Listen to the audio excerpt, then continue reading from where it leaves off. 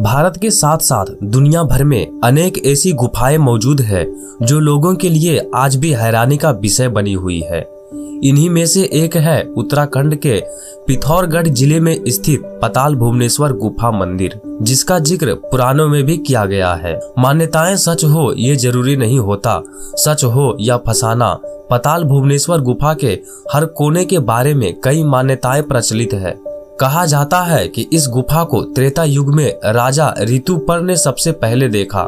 द्वापर युग में पांडवों ने यह चौपाड़ खेला और कलयुग में जगत गुरु शंकराचार्य का 2822वां ईस्वी सन के आसपास इस गुफा से साक्षात्कार हुआ तो उन्होंने यहाँ तांबे का एक शिवलिंग स्थापित किया।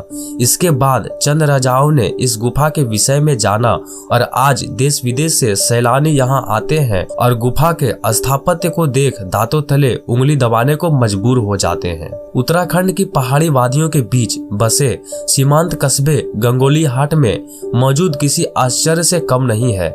यहाँ पत्थरों से बना एक शिल्प तमाम रहस्यों को खुद में समेटे हुए हैं। मुख्य द्वार से संकरी फिसलन भरी 80 सीढ़ियां उतरने के बाद एक ऐसी दुनिया नुमाया होता है जिसके बारे में मान्यता है कि यहाँ युगों युगों का इतिहास एक साथ प्रकट हो जाता है। गुफा में बने पत्थरों के ढांचे संग तराशी की कला की एक शानदार मिसाल पेश करते हैं। पर गुफा के स्थापत्य को देख अंदर से कैसा है पाताल भुवनेश्वर मंदिर। सच चाहे कुछ भी हो, पर एक बार गुफा में बनी आकृतियों को देख लेने के बाद उनसे जुड़ी मान्यताओं को मान लेने का मन करता है।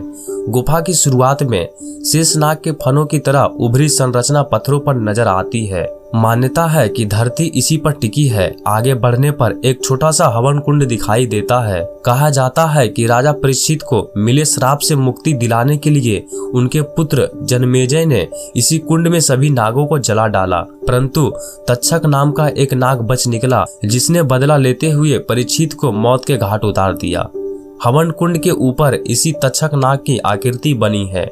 आगे चलते हुए महसूस होता है कि हम किसी भी हड्डियों पर चल रहे हो। सामने की दीवार पर काल भैरव की जीभ की आकृति दिखाई देती है। कुछ आगे मुड़ी गर्दन वाला गरुड़ एक कुंड के ऊपर बैठा दिखाई देता है। माना जाता है कि शिवजी ने इस कुंड को अपने नाग के पानी पीने के लिए बनाया था। इसकी देखरेख गरुड़ के हाथ में थी, लेकिन जब गरुड़ ने ही इस कुंड से पानी पीने की कोशिश की तो शिवजी ने गुस्से से उसकी गर्दन मरोड़ दी। कुछ आगे ऊंची दीवार पर जटानुमा सफेद संरचना है। यहाँ पर एक जल कुंड है। मान्यता है कि पांडवों के प्रवास के दौरान विश्वकर्मा ने उनके लिए यह कुंड बनवाया था। कुछ आगे दो खुले दरवाजे के अंदर संकरा रास्ता जाता है। कहा जाता है कि यह द्वार धर्म द्वार और मोक्ष द्वार है। आगे ही है आदि गुरु शंकराचार्य द्वारा स्थापित तांबे का शिवलिंग। माना यह भी जाता है गुफा के आखिरी छोर पर पांडवों ने शिवजी के साथ चौपड़ खेला था। लौटते हुए एक स्थान पर 4 युगों के प्रतीक 4 पत्थर है। कहा जाता है कि इनमें से एक एक धीरे धीरे ऊपर उठ रहा है। माना जाता है कि यह कलयुग है और जब यह दीवार से टकरा जाएगा तो प्रलय हो जाएगा। गुफा की शुरुआत पर वापस लौटने पर एक मनोकामना कुंड है। मान्यता है कि इसके बीच बने छेद से धातु की कोई चीज पार करने पर मनोकामना पूरी होती है। आश्चर्य ही है कि जमीन के इतने अंदर होने के बावजूद यहाँ घुटन नहीं होती, शांति मिलती है। देवदार के घने जंगलों के बीच बसी रहस्यमय और रोमांच से सरोवर पाताल भुवनेश्वर की गुफा की सैलानियों के बीच आज एक अलग पहचान है। कुछ श्रद्धा से, कुछ रोमांच के अनुभव के लिए और कुछ शीतलता और शांति की तलाश में यहाँ आते हैं।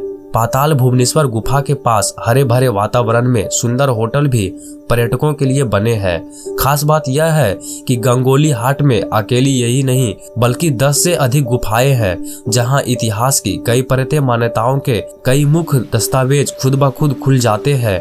आखिर यूं ही गंगोली हाट को गुफाओं की नगरी नहीं कहा जाता है।